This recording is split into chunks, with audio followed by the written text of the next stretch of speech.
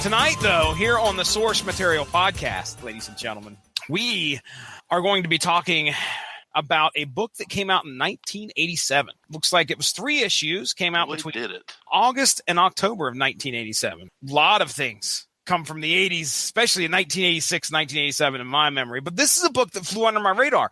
I didn't know it was there. I think I might have been collecting some comics at the time, but again, I was only 9 years old. Understandably, this was a little bit more mature. And what book am I discussing along with my buddies, Ronnie Adams? How you doing tonight, Ronnie? I'm well. How are you? Doing good, sir. Doing good. And Mark Radlich, are you ready to stay awake and make it through this one? Yes, sir. You have my full undivided attention. I swears it. He swears it. He swears it. So the book we're talking about tonight is a DC Green Arrow title called Longbow Hunters. This came out in, like I said, 1987, and it was penciled and, on the art, written and art done by a guy by the name of Mike Grell. Now, this guy is I think he's most notably known for this book launching. He's internationally known, but he's known to rock a microphone because he gets stupid. I mean, outrageous. All right, go ahead. The Humpty Dance. I won. I won the bet how long it would take. Not long at all, eh? No. 5 minutes in. He wrote this story, and then I think that this was so well received that they said that they wanted him to do the actual Green Arrow title after this. He did for quite a while. I think for like close to, here, give me just a second. I've got it right. 80 issues, 1988 to 1993 on the ongoing Green Arrow series. Real quick before we get into the book, what I want to know is we're going to talk about the character and our familiarity with said Ollie Queen Green Arrow. So we'll start with you, Ronnie Adams. I mean, before Ronnie jumps in here, you didn't ask me what we're synergizing with this week. Oh, good question. Are we synergizing with something? We certainly are, Ollie. Tell me what it is. Ollie Queen. No, Oliver and Hardy. Oh, no. As many times as I've said that never mind. Here's the bit, Mark. You tell the jokes, I don't get them. All right. Fucking Jesse no cell starter. So when this airs on the Rattlegion Broadcasting Network, that will be the same week as the Arrow Season 6 finale. This will air, then we'll do a TV party for the entire season up to the point of the finale. And then the finale will air that Thursday. Tying into that, we're doing Green Arrow, the Longbow Hunters. And I want to get an idea of your experience with the character there, Ronnie Adams. What do you remember when you first paid attention to Green Arrow? And did you read Green Arrow? Tell me about Green Arrow in your life, Ronnie Adams. I kind of knew who Green Arrow was when I was younger. He was just another arrow shooting son of a gun. Son of a gun. I mean, I didn't think much of him until I got older and I realized, he's like only second to Batman as being a detective, and he's actually pretty awesome in his own right. Mm-hmm. Who did you recognize first as an arrow shooting son of a gun? Hawkeye or Green Arrow? Probably Green Arrow. Okay. I was too young to think, that's a ripoff of Batman. Uh-huh. He's a rich kid who, wanted to be a vigilante, but and even when I was old enough to think that, it really wasn't true. I mean, because there's so much more to that character. I was pretty young when I first realized who Hawkeye was. I mean, Green Arrow was. No, you were right the first time. Oh, man, I'm trying to think of my first memory with Green Arrow, and honestly, the first time I ever really paid attention to or read anything, I don't even know if I read a whole lot with Green Arrow in it. I wasn't a big Justice League guy, so I didn't read a whole lot of that. And DC wasn't my, that just wasn't my thing when I was a kid. I've read some, but man, I would be really hard pressed to tell you any really good Green Arrow stories as to who the character was. But probably my first ever exposure to Green Arrow and who he was Smallville. Because Oliver Queen, dude.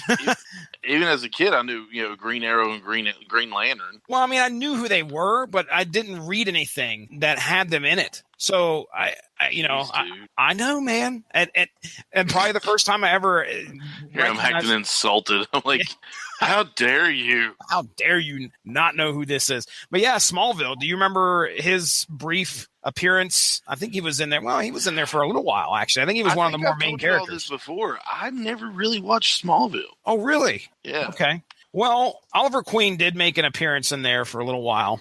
So I knew that. And then all of a sudden the CW show hits, which is Arrow. And I have not watched one single episode of that. So this is a character that still continues to fly under my radar. And this will be one of the first books I think I've ever read that was dedicated solely to this character. Mark Radulich, sir, Green Arrow. Yeah, I'm definitely much more familiar with Hawkeye. Okay. Again, big West Coast Avengers fan. Yep. Big Avengers fan. I really didn't read a lot of DC growing up. Like, I knew Hawkeye and was familiar with Hawkeye because of his association with the Avengers, and I liked what they did with him. But if you were to say to me, okay, here's an array of heroes for you to get into. Do you like this one? Do you like this one? Or do you like the guy with the bow and arrow? The guy with the bow and arrow is not getting picked. So my first exposure to Green Arrow was probably Justice League Unlimited. And I don't know if you're familiar with Justice League Unlimited, but it was the Cartoon Network Justice League show that followed the Justice League that had Hawkgirl, Jon Stewart, and then the Justice League regulars. Justice League Unlimited was essentially like the last years of the Super Friends, where they just built a space station, like the Watchtower, and every superhero on Earth was in it. And then every episode was kind of divided in amongst like a smaller group of the heroes that were on the space station. And I remember like one of the first episodes, it might have been the debut of Justice League Unlimited, was them trying to talk into joining the Justice League. And he was like, yeah, I'm an auxiliary member. I need my independence. I don't really want to be part of the league. And there was another line that that really stuck out to me, especially as an adult, because this was only a few years ago. He talked about like his liberal beliefs, in his his hippie upbringing. Mm-hmm. And I was like, oh, that's really funny to see that that's how they wrote that character. When Arrow first debuted on the CW, I had zero interest in it because, again, bow and arrow. I like my superheroes to be super, not CrossFitters. And come on, that got no reaction. None. Sorry. What's CrossFit? Really? I told you what my bit was. Oh, okay. Tell the jokes, I don't get them. What's fit? There you go. That's where I was going. I don't know if I want to do this anymore. But anyway, so I like my superheroes to have superpowers, not to be not to be good at like Boy Scout stuff. It would literally take several recommendations and cancer for me to get into Arrow. Good Lord, man, folks, he's not kidding.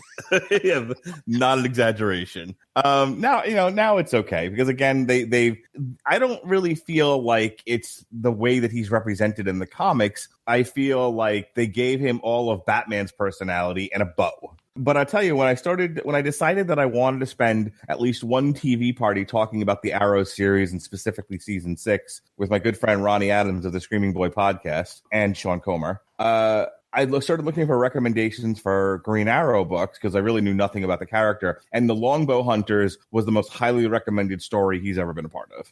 Well, I think that is rather appropriate. That's a good descriptor here because I was going to read this book for the first time I've ever really jumped into a story about Green Arrow. We'll get to this at the end, but I was impressed, just to put it that way. I don't know much about Mike Grell, and I don't know much about history, right, Mark Radulich? Don't know much about history. This is your own damn fault because you got me started.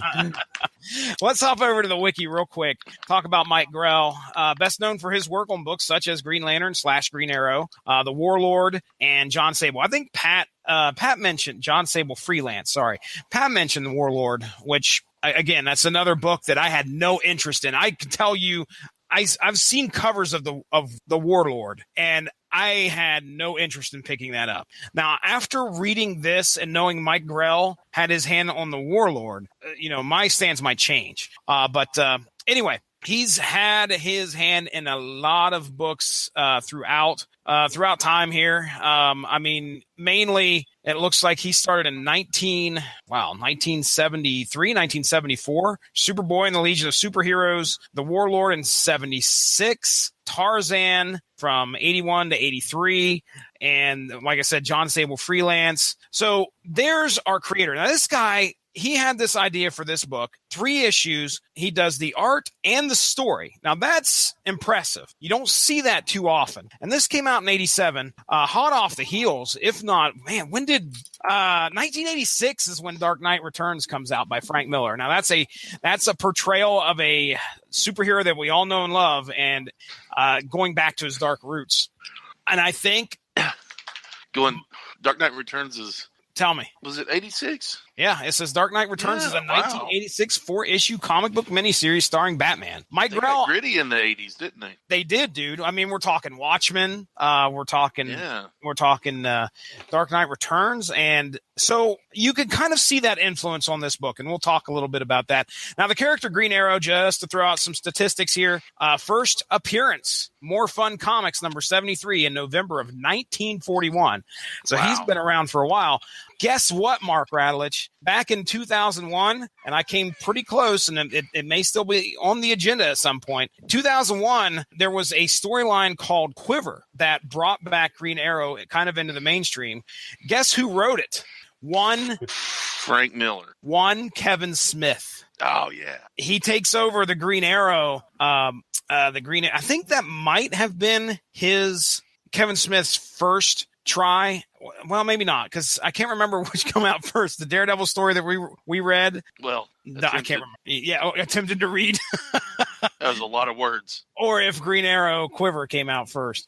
But either way, I do have that one, and I think I got it signed by the artist even. So, all right. Let's get into the story itself. This is the Longbow Hunters, okay? So I'm going to break it down. We got 3 issues to cover. We're going to kind of stop at the end of each issue, maybe bring up some talking points and what we liked, what we didn't like about the book, and then we'll move on to issue 2 and issue 3. So here we go. Now, issue 1, I don't even know if it has a title. I do know issue 2 and issue 3 have a couple different titles. So I was looking on the digital copy that I have, and I did not see a title. Now, there may be a title to it, but we're just going to call it issue 1 for right now. All right. So issue 1, there's a killer on the loose in Seattle that the papers are calling the Seattle Slasher, who finds prostitutes and viciously murders them. Luckily, on his 43rd birthday, Ollie Queen relocates from Star City to Seattle, Washington, the home of his girlfriend, Dinah Lance. He has changed his costume and abandoned his use of trademark trick arrows for more traditional archery equipment. When a drug-addled woman crashes through their front window of their florist business, Dinah resolves to investigate and later becomes the Black Canary and attempts to infiltrate a drug racket which may have ties to a guy by the name of Kyle Magnol, a wealthy shipping magnate. We get the origin of Ollie Queen in this issue, as he was washed up on an island after a freak boating accident.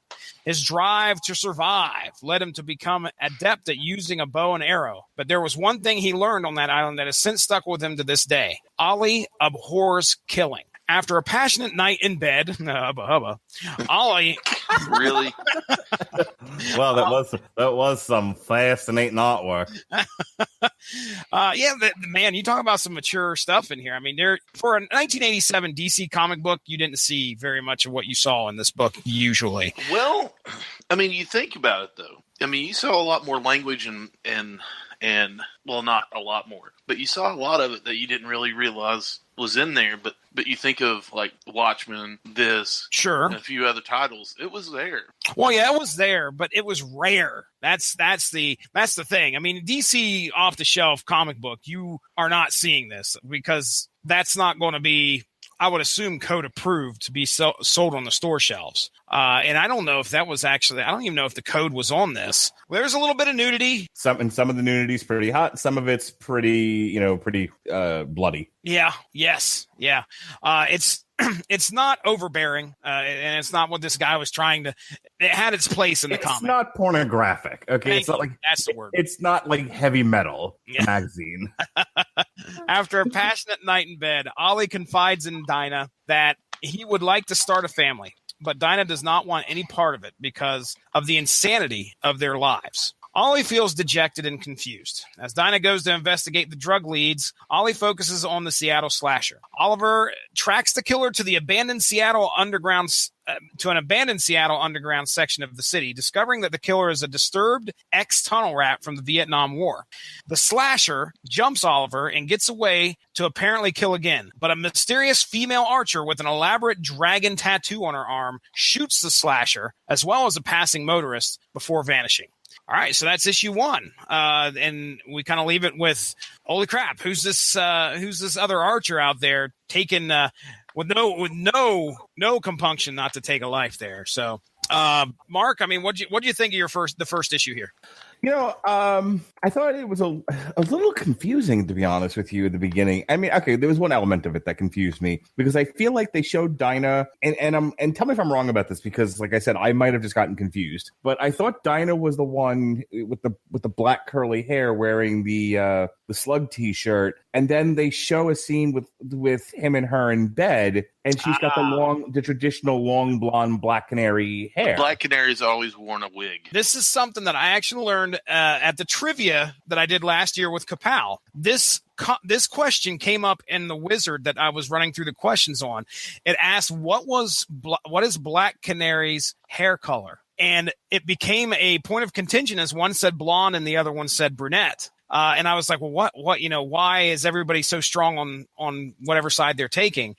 And of course, the answer I think came out in the book as blonde, but everybody, those guys were like, well, wait a second. She wears a wig. Her actual hair color is a brunette. So yeah, she's wearing a wig. Now, Mark, you're going to ask Ronnie Adams why this chick dresses up to get into bed with Ollie Queen. Yeah, could you guys give me some very intimate psychological details about women and their bedroom habits? Ronnie, you first. Crap, dude. I don't like this. I am an adult and I still feel like I need one. All the time. Yeah. Hang on. Let's examine this closely. They weren't doing anything kooky. They were having looks like good old traditional man on woman sex. Why would she wear a wig in the bed? I mean, they're not pulling out the leather helmets and the whips or anything. Exactly. I mean, but it is to spice it up a little bit. It's not Donna and Ollie. It's Black Canary and but he's not wearing his Robin Hood cap. I mean, why is she the only one playing dress How up? do you know he didn't start out with it? And it just got lost in the throes of passion. Sure. I think. Okay, seriously. You'll notice that there's a theme throughout this book that I think he's turning 43. He's no spring chicken. That comes up quite a bit throughout this book. And I think that Dinah knows that, as a girl as a woman that's been at his side a lot of her career and, at his side relationship wise, she sees that. I mean, there's plenty of times that my wife can probably tell that I may not be feeling as a 25-year-old as I'd like to. And she's going to, she'll do something that nothing I'm not going to get into stuff about comparing it to this. What I'm talking about, dear God, man. she would, she's sensitive enough to understand that, I'm getting older and I'm not going to, I'm going to feel kind of down in the dumps. I don't like getting old. I don't like feeling old. And she's going to, pat me on the back and say, it's okay. It's all right. And that's what I think she's doing here is she's, like trying to spice some things up, make her man feel good about himself. Remember the good old days. And that's a lot of what I feel we get out of this book is Ollie's getting old. I read in the wiki, he dies in about 3 or 4 more years after this. He actually gets killed in an explosion in the continuity. So, this character's been around for a long time. And that's my guess is they just been around for we said 41 since 41. So this is going on 40 years at this point in time. And there's my take on it, Mark. I think it's her way of kind of making him feel young again. How's that? Okay, so our contention here is that that's all present day. None of that was flashback to when she might have had, real blonde hair, and she just, in the midst of everything, threw the wig on. She has the costume. Did you miss the panel when she was in the costume? Oh, that's right. Okay, okay. I don't know. I would also feel like in the throes of passion, her wig would have become askew.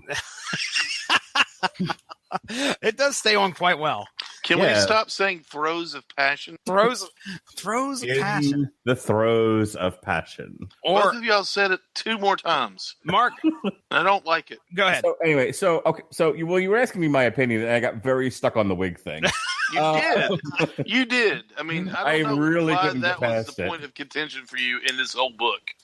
So I was wondering where they got the Shadow character from the first season or 2 of Arrow. You know, that he meets on Luan Yao or Lin Chao. Or, yeah. And of course, she ends up being the other Archer in this story. So I thought that was fun. It's a little slow to get started because you think this is about him chasing after the serial killer, and the serial killer I think ends up dead pretty quickly. And then what this really is about is him chasing this woman who's putting arrows through a bunch of fat cats. Mm-hmm. That seemed to be what the story was. And I was like, okay. I mean, I wasn't disinterested, and I thought that's a fine tale to tell. I feel like it just kind of takes a while getting there. The 80s references, there's not a whole lot, but they're fun to pick out. I'm telling you, the entire time I read this, I heard the steel drum music from Commando. I was like, this is perfect. This is an 80s action movie. I like how there's, the girl who comes flying through their window. She's on crack. She's on crack cocaine. And right after I think like Dinah's put up all those post bills or whatever, she's got this whole wall decked out, and then this woman comes crashing through the wall. I just needed her to yell out, "Oh yeah." Oh yeah. And then there's some 80s stuff all over this too. Like, I mean, right on that first page, we got the goofy punk with the sunglasses that look like Geordie LaForge's visor. I mean, that's an 80s reference. We've got headbands, we've got bright colored clothing. It definitely puts that 87 almost action kind of action movie feel to it.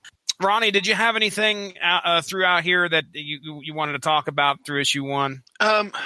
Not really, other than it kind of set a grittier tone of the book. I mean, did you know about Green Arrow's origin? Did you know anything about that before they told it in here? No, version of it. I don't know if this is actually how it happened. I mean, I'm obviously, before I read this, I was familiar with his origin because I'm more familiar with the character now. Yeah. But when I was first reading comic books, when I could have read this but didn't, I had no clue. By the way, the name of this first book is called The Hunters. It's on the cover. So I was looking on the inside. Mark, is this origin at all similar to what's on the Arrow show? Yes. It is? Yeah. Where he's like washed up on an island and he's got a... Oh, you guys have talked about the island a couple of times. I've heard you talk about... Is this the same island that's in this book, or is it something totally different? Kun Lao or whatever it's called. Yeah. Is it? Yeah. Well, in the TV show, just real quick, the TV show, he washes up on the island, and like the first year or so, he's on that island, and that's where he meets Deathstroke and Shadow, but he doesn't last long on there. And the first 4 or 5 seasons of Arrow, before they finally did away, before they finally had caught it up to where they didn't need to do those flashbacks anymore. Like, he was in Russia one season, he was in China another season, and he has said a number of times on the show, he was like, I was away for 5 years, but I wasn't on the island for 5 years. Was I the only one that didn't care for the flashbacks that much? It depends. There were some where because they kept going back to his relationship with the Bratva. I like the Russian stuff. Him in Hong Kong. I was like, who cares? And I honestly don't remember a whole lot else from those couple of things. Lots of death, lots of people dying. But anyway, without focusing too much on the TV show, that's about right. I think there might have been some subtle differences in the TV show. He's sleeping with his girlfriend's sister, and she ends up allegedly dying in the boat crash, and it turns out she also gets saved by the League of Shadows and all that stuff. I mean, as far as what they talk about in the book, he's on a boat, it crashes, he ends up on this island, he comes back as a vigilante. That's about right. Okay. Well, the one thing I kind of want to point out here, more, I've already touched on it, but it's a strong theme throughout the book is Ollie dealing with what he's gone through in the past, and it mentioned there in the synopsis about how he's getting rid of his trick arrows. A lot of times he was kind of portrayed as this Comedic. Yeah, he was comedic. He did the punching glove arrow. Boxing glove? Thank you. Punching glove. No. The punchy punch arrow. the big fisty arrows. They're going through, he's trying to deal with what he's gone through in his life, all this stuff, and he realizes that he's getting older, times are changing. He needs to get back. One of the things I'm looking at the panel right now where he says, I've been wondering ever since, looking for that part that's missing, that part I forgot, the basics. So this is a start to his return to form, I guess I would say. And also there's a nod in here. Mark, I don't know if you've ever heard of this story arc or not, but have you ever heard of the Speedy story arc? No. Okay. This happened, I think, in the 70s. I'm going to pull up the... It was the 80s, but could be wrong. You might be right. I don't know. I'm looking. Hold on. Maybe not. Now, this is the bit where Speedy's on drugs, right? Yes, Right. You got it. There's like a tiny My little... ward's a junkie. There's a tiny little bit of an illusion there in the book where he's shooting up with heroin. It was Roy Harper. He was Speedy Gonzalez. he first appeared in More Fun Comics in number 73 in 1941. In Green Lantern Volume 2, 85 through 86, it was revealed that Green Arrow's ward, 71. I was completely wrong. Speedy, was addicted to heroin. Speedy overcame his addiction with the help of the Black Canary. The story prompted a massive public reaction, including a congratulatory letter from the mayor of New York, John Lindsay. However, Green Lantern sales had been in a major decline at the time Green Arrow was brought on as co-star. And the O'Neill's Adams stories failed to revive them. Green Lantern was canceled with issue number 89 in 1972. So anyway, yeah, there you go. That's something I kind of wanted to nod to because he mentioned about how that affected him so much that he thought of him as his son and he almost lost him to drugs. So again, that 1987 drugs epidemic. Go ahead. Well, that does bring up something I really focused on and do want to talk about is this idea of it kind of reminded me a little bit of The Dark Knight Returns in that we have a character that's kind of in retirement and is starting to think about a future. Actually, God, I hate myself for doing this, but they just talked about in the last episode of Arrow, spoilers, that his lawyer says, why don't you just admit you're the Green Arrow and then bring up the fact that you've saved the city from being blown to smithereens like a dozen times. He was like, because if I do that, I will never stop being the Green Arrow. I will always have to be the Green Arrow. And at some point, I wanted my mission to be over and I just wanted to live my life. That's true. And I think even on the show, he's tried to give it up a few times. He gave the mantle to John at one point. Him and Felicity went to go live in the suburbs. And at any given time, they really could have just stopped the show and any one of those endings would have been satisfactory. But, it's a popular show. It's one of the CW's more popular shows. So it keeps going and they have to keep finding reasons for him to put the damn costume back on. But I like the fact that they address it. They address a similar theme in the comic book of him saying, I want kids. And I love the fact that Dinah basically says to him, like, I don't want orphans. Yeah. The life that we lead leads to everyone that we love being attacked, possibly, or killed. And it's not worth it to me. Ollie's at a point in his life where he's thinking, I'd like to have a legacy with kids and a family. And I'm sure that as much as he loved crime fighting, you come to a point in your life where you're like, okay, I'm ready to settle down.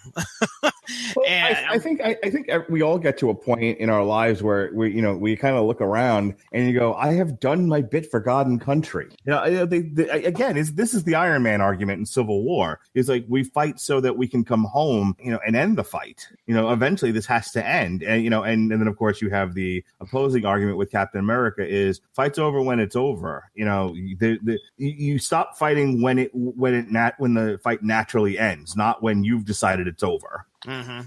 So yeah, him asking to have kids, and that I felt that was the inspiration for what happened during that crossover.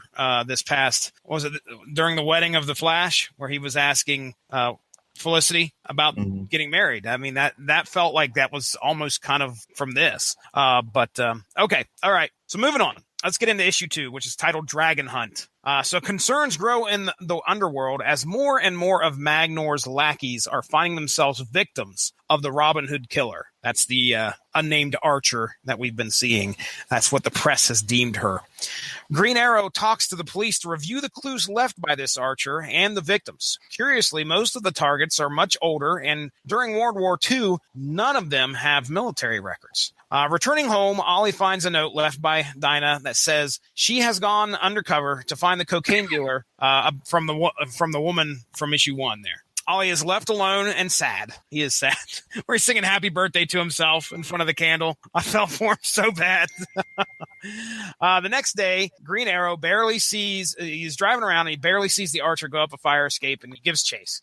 Confronting her on the rooftop, Green Arrow attempts to stop her from murdering her next target, but is too slow and ends up getting beat for his efforts as the archer escapes. Licking his wounds at home, Ollie hears on the news that the drug supplier Dinah had been investigating was found dead and mutilated earlier that day. Panicked, Oliver races to the dockside warehouse Dinah suspected the drugs were being distributed from.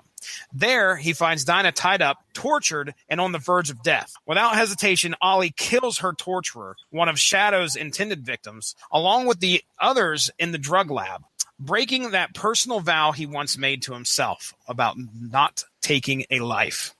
Attempting to leave, another thug nearly gets the drop on both Ollie and Dinah, but the mysterious archer, which, as we mentioned before, we know her as Shadow, reappears and puts an arrow through the thug's eye, allowing the pair to leave just before the building explodes.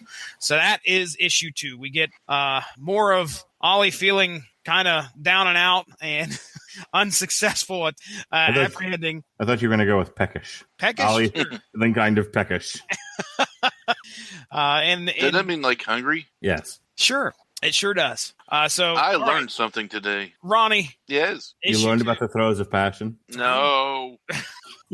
Pretty strong stuff because, like you said, he broke his vow. He never wanted to kill anything or anyone, or never wanted to kill again. But without hesitation, he sees the love of his life hanging there, bloody and beaten, and clinging to life. What's he do? He puts an arrow through the guy's chest. Can we compare this to someone like Batman, who also has a no-kill vow, and I don't think he's ever actually broken it? No. Of course, I don't think he's ever been. Well, he kind of has. No, depending on which iteration and universe we're talking about, the Joker beat the fuck out of Jason Todd, and then with a crowbar, then blew him up.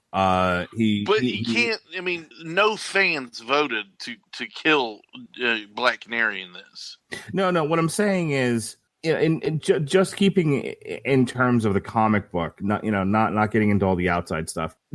One of the things that makes Batman is that he has this incomparable, uncompromising moral compass, which is we are above death. It's the thing that drove the Injustice storyline. It's I think one of the things that makes Batman kind of an enduring character is that despite all the things that he's been through and all the people that have been hurt, he refuses to give himself over to clearly what he's described as these passionate feelings of wanting to kill these people for all the pain that they've caused. And then you have a story here where someone who is a hero isn't able to keep to their moral compass. It's like, yeah, sure, I don't want to kill people. Killing people is bad, but not where hurting Dinah is concerned, and he's not able to help himself.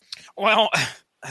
Yeah. I mean, when those panels came up, I was trying to ask myself, what would I do in his shoes? And I don't know if I would have struggled with it as hard as he did, but I didn't go through the trials, the tribulations that he did on the island. And yeah, I also don't think we should be any of the three of us neckbeards should be comparing ourselves to fictional Oliver Queen, because again, I have not made a vow to never kill anybody. Yeah. And if somebody attacks my children, or my wife, I'm not going to promise that I'm not going to do anything about it. Mm-hmm. I don't feel obligated to make that promise. Yeah. But this character did. And so I think it's fair to say, you're the one that made the promise, and again, it's not like there aren't characters who have faced just incredibly tough odds out there, again, depending on which storyline we're talking. I mean, Jesus Christ, isn't Green Lantern responsible for destroying Coast City? Yeah, I think it was And like murdering the entire Green Lantern's Corps. Yes. I'm trying to think if Coast City was Green Lantern or if that was. Yep. I can't remember, or if it was Hank Henshaw who blew up Coast City. And then Coast City has been leveled multiple times. I remember that's what drove him to being Parallax, though. I think that drove him over the edge. What is Coast City not being blown up? I mean, really? I mean, now see, I can't. Again, DC novice here, so I can't recall. But as for the promise itself, I mean, it's as good as the man is, and that's not to say that he's not. Ollie Queen is not a good man here, but you and I could make a promise not to eat a donut tomorrow, okay? Guess what? There's going to be a temptation. There's going to be a donut right there on the kitchen table when I go in tomorrow. Are we considering a crime of passion to be the same as eating a donut? It's a promise. A promise is a promise. You depends on how good of a donut it is. Is that where we are in the conversation? All promises are equal. Promise not to eat a donut. Promise not to murder people. It's all the same. It's all relative. It is. To some people, it is, man. It's that important not to eat that donut. A promise is a promise. It's that important to not eat that donut as it is not to take a life. Now, maybe different people are different, Mark Radlich. I don't know if you've been on this earth very long to understand that, but not everybody's the same. Feel like there's still a difference between a promise to not murder people and a promise to not eat a pastry. The consequences are a bit different. Yes, I will agree with that. But the vow is different. Okay. And realistically, but again, if you make a promise, I think it all comes down to the person that's believing in what they should and shouldn't do. It's going to be a different weight for somebody else. But yes, I understand where you're coming from. Trust me. But the thing I'm trying to say is that, when you're faced with reality and what's important in your life, and that being killed in front of your eyes. Not just that. I mean, Dinah was going to be mutilated. This guy was bragging about how, do you want a piece of her? He was bragging to his buddy, like, do you want a piece of her before I get done with her face? Because by the time I'm done with her, you aren't going to want anything to do with her. He was going to mess her up. So, when it comes time to make a decision like that, you're either going, he could have done one of two things, Mark. He could have took this guy out and took his leg out, and that'd been the end of it. He had that decision, but instead the rage, the emotion that overtook his body, Batman could say he's not going to kill all he wants. It just shows that he's that much more in control of his emotions than Oliver Queen is. Batman carried a pistol for a while. Yes, he did. Let me be clear. We are talking because someone's got to be listening to this and thinking, do they know they're talking about a fictional character? Do you understand? Me and Oliver hung out last night. We had donuts. Because I'm listening to us talk about this, and I feel like I need to reassure people, yes, we know that they are subject to the whims of the writers, but I was asking more of a philosophical question. Well, I mean, let me rephrase it this way. Do we feel like the writer handled this character appropriately? By making him kill for Dinah, is that true to the most common iterations of this character? Okay. So in other words, if somebody wrote a Batman story that the Batman just grabbed a machine gun and started just murdering people in the street, that's not a believable Batman given the 100 years of how the character's been handled, with many of the threads being pretty consistent. You know what I mean? Mm-hmm. I know exactly what you're saying. My opinion is that Mike Grell humanized Green Arrow. Instead of making him a comedian that we have all grown up to know him to be up to this point, I guess, he humanized him in this moment. Just like me and you. If we were in his shoes, would we have done the same thing? I'd like to say I wouldn't. Go ahead. I made, you can say that we've all made a promise not to kill or not to, do by saying, yeah, I'm going to follow the law. Mm-hmm. Okay. Thank you, Ronnie. Hold on. I'm thinking how I want to phrase this. Give me I'm sorry. I know he was pausing to try to gather his thoughts, but he almost got a Mel Brooks out of me. Yeah, I figured. Okay. So I made a promise by saying, yes, I will follow the law. I will, be a law-abiding citizen, and that includes, not killing people. And, you could even, break it down to, even the 10 Commandments. And say, I made a promise in my faith, not, thou shalt not kill. Mm-hmm. But I can say, if you come after my family or my friends, I'm going to hurt you. Mm-hmm. And I'm gonna make sure you don't hurt them by any means necessary. I made a promise, but it's not a conditional promise, but it's also there are conditions to each, everybody's story. The way that they react. There's a line that can be crossed with you. Yes, there is a line that can be crossed. Hang on, but I think it's. I need to say this. I think this is very important. You've actually said that a couple of times as we've talked about these shows about your friends and family are important to you, and you are not above crossing a line if you feel like justice needs to be,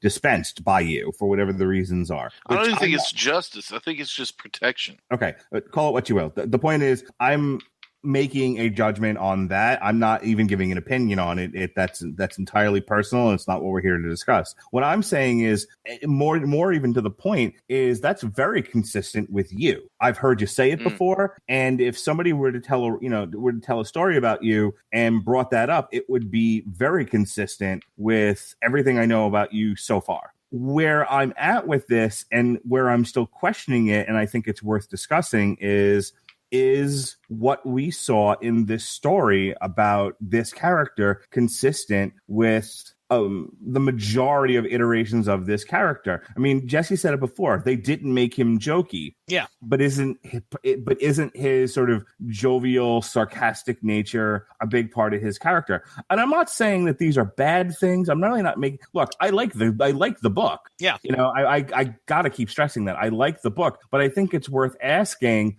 did the writer decide to just go his own way, 180 degrees away from the known character, or is this somewhere in line with what we know about this character? And it's hard for me to answer that because the little bit that I did know about him, it's hard for me to say this is consistent or not. I'm right there with you. We've already said that earlier. We don't know a whole lot about the character of Green Arrow.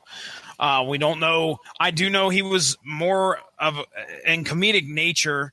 He was portrayed as more humorous, I would say, just like you were saying, jokey sometimes. But here's the thing. This is Mike Grell making a conscious decision to turn this character into a more grittier type, and it's not even gritty. This is nothing compared to the grittiness that we saw in The Dark Knight Returns. This is a human character that we all can identify with. He's not going up against Superman. He's going up against crack dealers or thugs that are trying to rape his woman. Every character has to go into some type of an evolution at some point to either get away from that era's stereotype of that character. Aquaman, we talked about Aquaman on here. If you were comparing Green Arrow to Aquaman, I'd say the more hokier one was Aquaman for some reason. That's just my opinion. I can talk to fish. That was back then. But, we get the new 52 version of Aquaman, and we really enjoyed that iteration of him. They did a good job of making him a relatable character. And I think Mike Grell is doing that here. He's taking this character and he's saying, look, this is where this character is at in his life. This is what's come before. Here's the decisions that he has to make. And hey, it's 87. These aren't going to be popular decisions.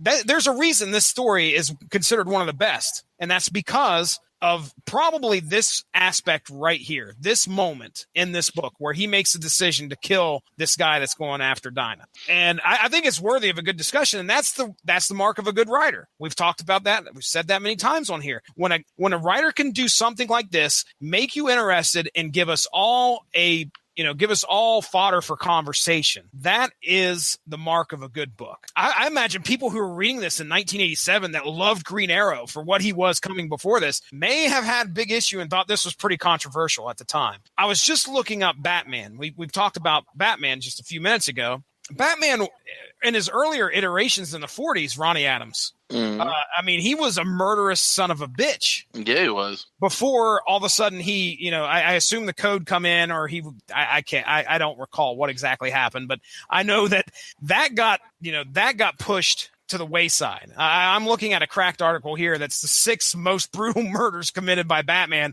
The first one is him hanging a guy. He hangs a mental patient from the Batplane in Batman #1 in 1940. That's vicious. But at some point, is it Undertaker hanging the boss man vicious? Oh, why? Batman crushes people to death in junkyards, various issues. So I don't know. I mean, at some point, a character has to evolve. It has to kind of finally update itself with the times. And Mike Grell took the helm of this book and this character and did that. So that was a good discussion, guys. I mean, unless there's anything else. Let me add this. Just so I'm clear to people listening, because I was thinking about the movies that we watch. I've never seen John Wick, but the John Wick types where your hero, your protagonist, the person that you're rooting for is a murderous son of a bitch. He's just killing everybody in his way and even a few that aren't. And we cheer them. We're like, yeah, these are our folk heroes, if you will. The people, I was talking about this with the Death Wish movie. And, your mileage may vary on how successful that movie was to you personally. I love it. But I mean, there's something that speaks to the American zeitgeist. I'm not going to talk about the rest of the world, but there's definitely something that speaks to the American zeitgeist about a lone man taking a gun and the law into his own hands and charging into the streets and killing bad people that hurt innocent people. We cheer those people on, but what are they doing? It's cold-blooded murder. And those issues come up in both Death Wish and the new movie, and I want to say it came up in the original as well, where they're at least as far as the cops kind of reminding him that a world in which everyone takes the law into their own hands is a lawless world where innocents are still going to end up being shot. This all started with me asking the question: Do we still like Oliver Queen, even if he's immoral? And is he immoral because he took the law into his own hands and murdered people? But I had to remind myself, yeah, we're the same people that cheer Deathish. We're the same people that cheer John Wick. So I guess I led us in a circular discussion that ended nowhere. Listen, John Wick didn't kill anybody that was innocent. They all deserved it. They killed his puppy. Oh, Lord. Okay. No, they killed his puppy that his dead wife left him so he wouldn't be lonely after she died of I don't know if it was cancer or something, but she knew she was going to die, and she had an arrangements made for him to receive a puppy the day after the funeral. And it was named Daisy, and it was just the cutest little dog ever, and they killed it. So for anybody, to lose their mind and go on a rampage where he was a hired killer, an assassin who they called the boogeyman anyway. I'm justifying John Wick. And I loved Equalizer too. Equalizer was a great movie. When did Death Wish come out? What Death Wish were they on in 1987? Because that might play into factor here too. That was probably Death Wish like 2 or 3 at this point. Do you remember when the original came out, Mark? The original. I know you didn't know. Yeah, you guys didn't on trial for that. Yeah, I want to say it was 78. So okay, all right. Let's move on. That was a great discussion, guys. We had a good discussion. Good question there, Mark. So let's get to. Can we go back to Dinah's wig? Oh man, issue 3, tracking Jon Snow. Not Jon Snow. And is that one of those references to that book I've never read and that show I've never watched? That's what I thought. Dinah is in the hospital, and Ollie has decided he must still find the Archer to stop her from murdering more. And then he runs into a White Walker. All right, I'm done. Go ahead. There's probably quite a few Archers in that show, isn't there? Investigating the large dragon tattoo on the Archer's arm, it is evident that she is somehow related to the fearsome Yakuza gang. In a reveal to the readers, the Archer is shown to be Shadow. We've already talked about that. The daughter of a Yakuza agent incarcerated during World War II, where American soldiers, including Magnor himself, forced him to reveal a major cache of Yakuza gold. Dishonored, the agent killed himself in atonement. When Shadow comes of age, she is charged with killing those who dishonored her father and the Yakuza. The passing motorist she killed, I think in the first issue, was one of those soldiers who used the stolen gold to build a financial empire. After learning about what happened at the docks, Magnor warns his CIA contact Osborn that he wants better protection on their next deal. Osborn assigns weapons master Eddie Fires to eliminate Shadow. After killing another target, Shadow leaves a message for Ollie to meet her at Mount Rainier, where she intends to meet up and find Magnor and kill him. Although Ollie initially tries to stop her, he notices fires aiming a sniper rifle at Shadow and moves to subdue him, inadvertently giving Magnor a chance to escape. Later, Ollie confronts Magnor in his office. Ollie intends to frame him for the murder of the drug supplier. Enraged, Magnor goes for his gun, but outside, Shadow shoots the target through the window and kills him. Returning to the hospital, Ollie confides to a still healing Dinah he understands now why she would rather not subject children to this lifestyle that they live. So there we go. That's issue 3, finishing out the Longbow Hunters. So what do you think, Mark? What do you think of the conclusion of this story?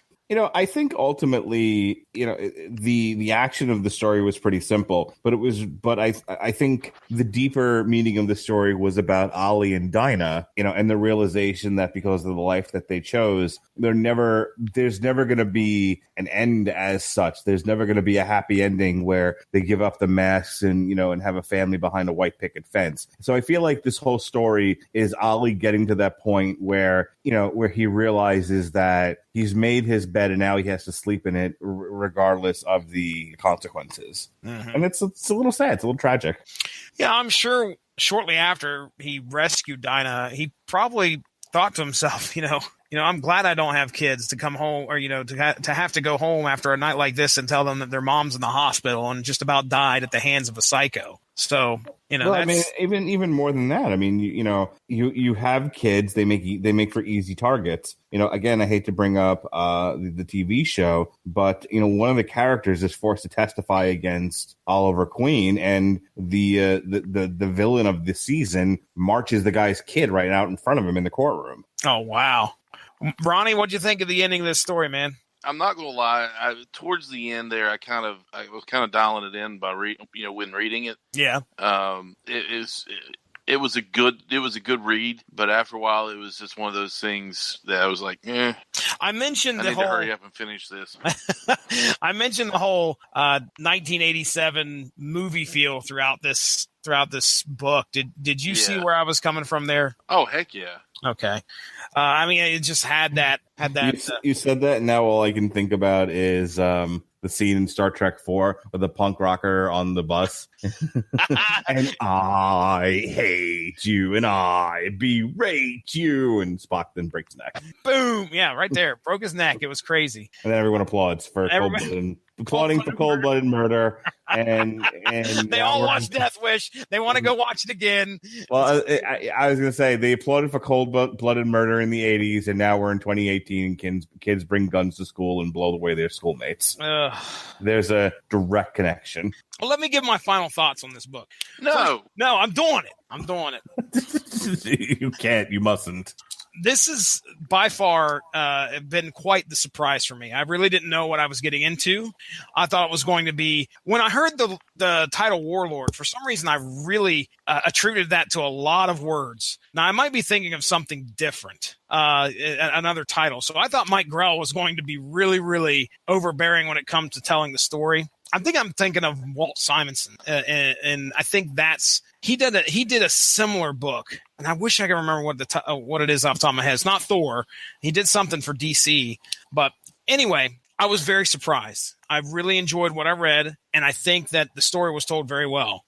Pat Mullen criticized it a little bit. He said it wasn't his favorite. I'd say no. Now look, Pat Mullen hates a lot of things. He didn't hate this. He just said I think he just said it wasn't his favorite. That's probably a very good compliment coming from Pat Mullen.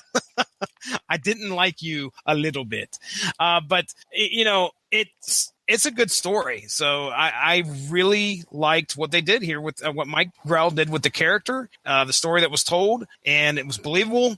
I would definitely recommend it for my first Green Arrow story. It definitely is the best that I've read so far, the only one I've read so far, but I think it'll probably hold up against some of the other stuff that's out there. When we hit Kevin Smith's quiver at some point, which Ronnie will do, we'll do that at some point, I'm sure. Yeah. So it'll be interesting to see how it stacks up, but I enjoyed it. Mark, you enjoy yourself? Yeah, I did. I absolutely enjoyed the book. I thought it was a good read. Short, quick, and to the point, and it wasn't, wacky wasteland levels of confusion. All right. Thank Very God. good.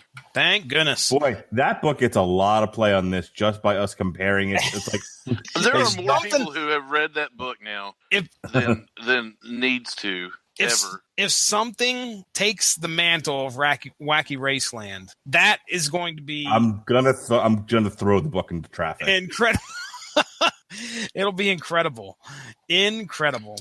All right, well, let's get into plugs here. That was a fun story. Had a good time. Ronnie, let's start with you, buddy. What's going on the Screaming Boy podcast? Recently, once again, the Radio Legend Broadcast Network gets first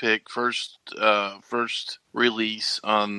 We get the raw, bloody audio. Yeah, you get the raw, uncut, director's cut kind of deal of our Movie Pass discussion and Movie Pass discussed. When it We comes to discussed our Jesse discuss. Starcher. Yes, indeed. Jesse Starcher is much disgusted with Movie Pass. There have been some updates to Movie Pass since said discussion, which are interesting. So we have to throw that. Want to hear three neckbeards whine and cry about their movie pass? Listen to that podcast. Listen, if you want to hear neckbeards and idiots whine and cry about Movie Pass, join the Movie Pass fan club on Facebook. Mark Radulich likes to argue, and he quit. No, I'm done with you bunch of idiots. Yeah, I couldn't take it anymore. It's just, break out your tinfoil hats for Movie Pass. I have a real problem. I feel like Movie Pass is costing the theaters money. Why do you come in here and complain about Movie Pass? Hey, what time is Peter Rabbit? Yeah, all these people are like, it's a conspiracy. They're trying to take money from us, blah, blah, blah, blah. And then one dude says, hey, what time is Peter Rabbit playing? I don't know. Why don't you ask the whole nation while you're at it?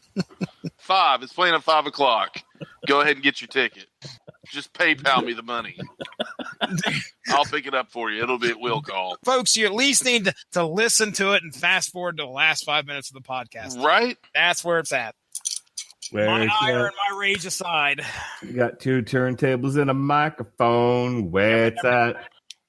Got 2 turntables and a microphone. That was a good drum, baby. What else, Ronnie Adams? I don't know. I was listening to that that interesting cover. There'll be some more shows coming up. When are we doing the Cosby Show?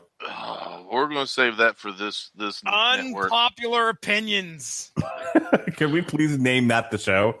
Unpopular opinions about Bill Cosby. That just needs to be a whole podcast. I'm starting a whole other podcast called Unpopular Opinions because most of mine are not popular.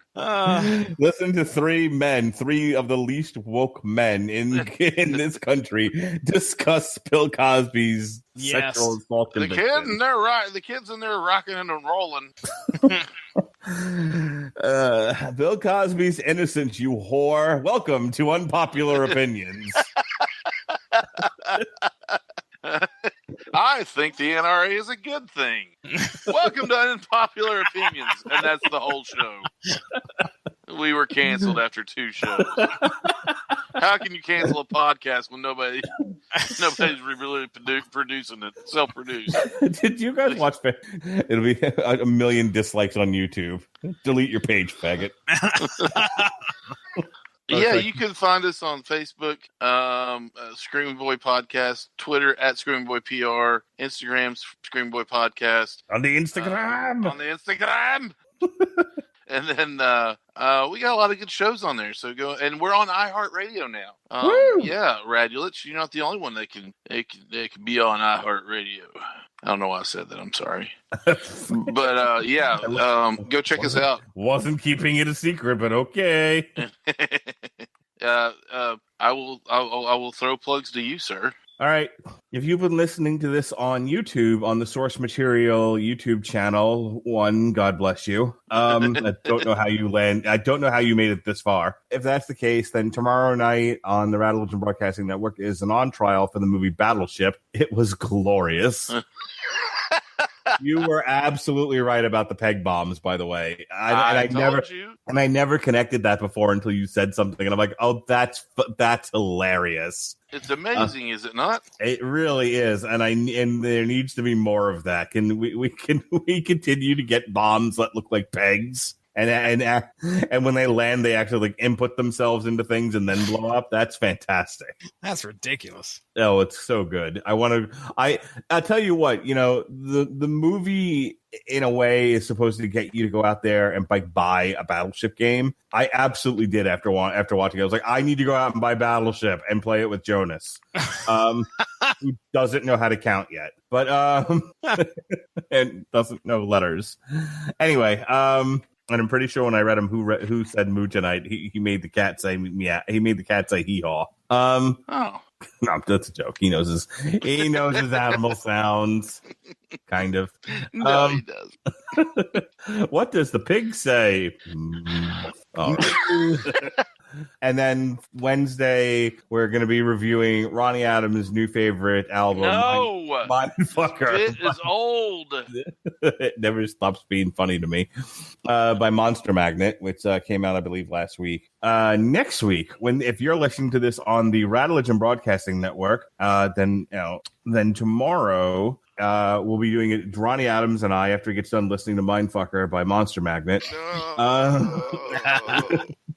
We'll be, I think, joined by Sean Comer, and we're going to talk about season 6 of Green Arrow, the Caden James Diaz season. And, we'll talk about all the things that led up to it. We'll take some guesses as to how the Arrow finale is going to go, et cetera, et cetera. And the Metal Hammer of Doom will be reviewing another one of Ronnie Adams' favorite bands, Dimmu Borgir. They've got a new album. Why do you resist? I don't know.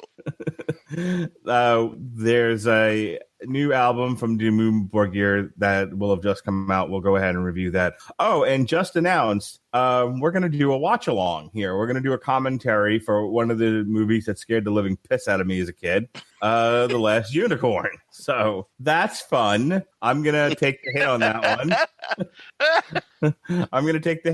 one. And we'll watch it, and we'll see if I ever sleep again.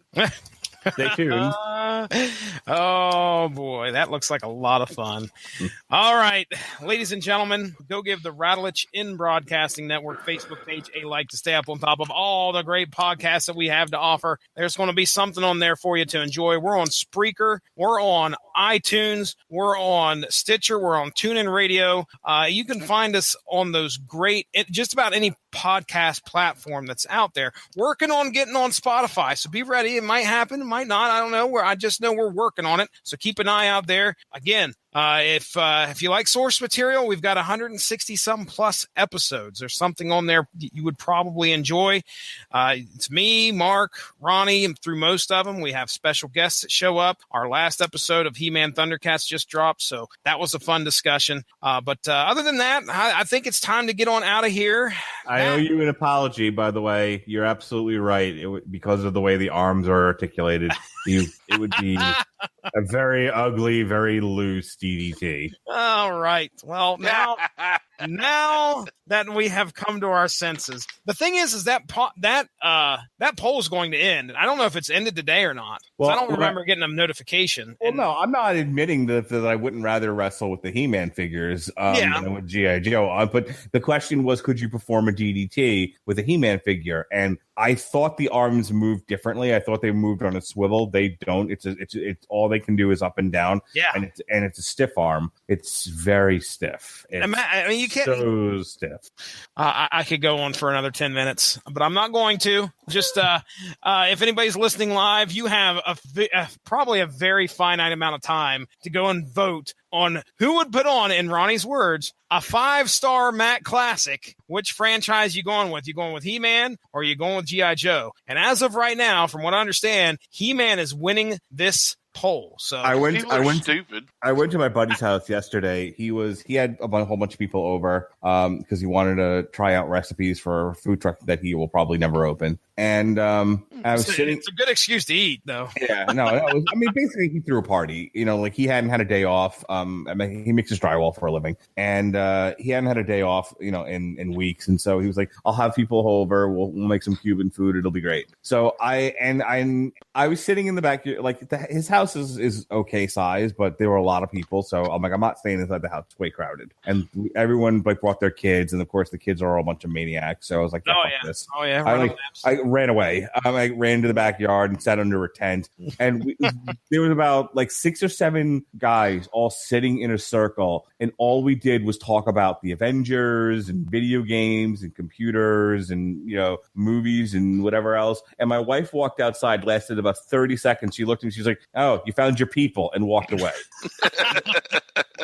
You could feel the neck beardiness. Nice. It was thick. I wanted to take a picture and send it to my friend at work who didn't know what neckbeards were. Look at it. I said, look at it. It was like the High Council of Neckbeard. Nice. I was not there. We were deliberating, passing new legislation. Very nice. Very nice. All right. Well, ladies and gentlemen, it's time to say goodbye. Now it's time to say somebody's listening goodbye. to this and is listening to this whole show. They're like, "For the love of God, say goodbye." To all our company, MIC, see you real soon. Oh, no. AYY, because we love you. Negative. MOUSE. That was because we like you. Why? Because we love you. That's creepy. All right. I can't believe people are voting for the Brave Little Toaster over the Rankin and Bass Hobbit. Bunch of communists. How is it being? Is it being better? More likely to give a child nightmares. Oh yeah, I've seen the poll. No, if you want a child to cry themselves to sleep, then it's like out of sadness. It's the little the toaster one. No, if you want a child to cry out of sadness, you put on fucking God. What was the name of the movie that my child like ugly cried at? The one with Charlotte's Web. The Darkness. Yeah, that sounds like a great movie. No. It's the whole concept of the movie is like this world is being eaten up by the darkness. Never-ending story. The never-ending story, dude. Lily lost her shit during that. Oh, war. It was the horse. R-Tax. You had it right. I there. said that. Yes, you did. 1984. We actually did a Screaming Boy on that show, didn't we? Mm-hmm. I thought we did. And she liked it. The princess liked the princess did. That's right. I remember that. Let's get out of here. Okay, for the 9th time. Yeah. I'm Jesse Starcher. Ronnie Adams is over there. I'm right here. That's him. And then Mark Radlich, are you ready to sing us out of here? Goodbye to Sandra D. Who the fuck is Sandra D? Oh my God! Grease. Go watch Grease. Grease. No, you uncultured swine. I was going to say, you uncultured Philistine. Yeah, motherfuckers watching Grease. I have not seen. Oh my God! One day we have to wait. You've never seen Grease? Never seen Grease. Okay, skip Grease because it's actually a good movie. You need to see it. We need to do a commentary on it at some point. It's Grease 2. God, that is the worst. It's terrible. I'm gonna send you 2 songs, and they might actually give you more nightmares than the Rankin and Bass Hobbit. Is that They're bad? The worst. They are the. I've heard guess who starred in Grease 2? Hold on, Kurt Russell, Michelle Pfeiffer. Right. Okay. Hey Ronnie, Michelle Pfeiffer was a cool rider. A cool rider. If he's cool enough, he can burn. I want to ride. That's cool. God, this is so bad. I have no fucking clue. No clue. Just start to take us off the air. And we're going off the air, ladies and gentlemen. Thank you very much for joining us. Have a great day. Bye-bye. On the street, inside your head, on every beat. What are you guys doing? I know people that talk like that for real. Let go of my face, Dad. Stop singing into my eyes. What happened to your British accent, Jonas? I've forgotten how to British. Ronnie, you want to tell him who the Mad Bomber is? What bombs at midnight? While I can send him the link. You go ahead.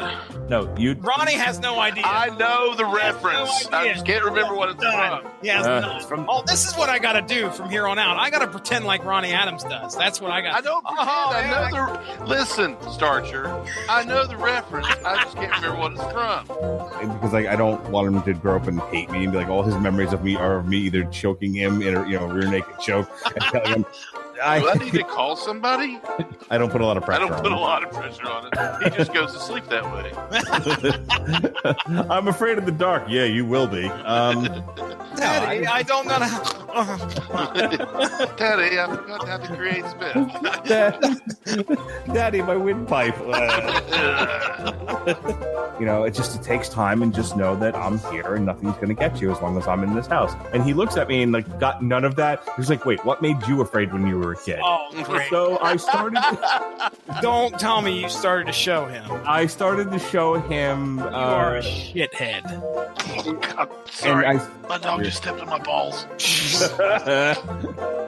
What's the horse's name? There's Atreyu, and the horse's name Artax or Artemis.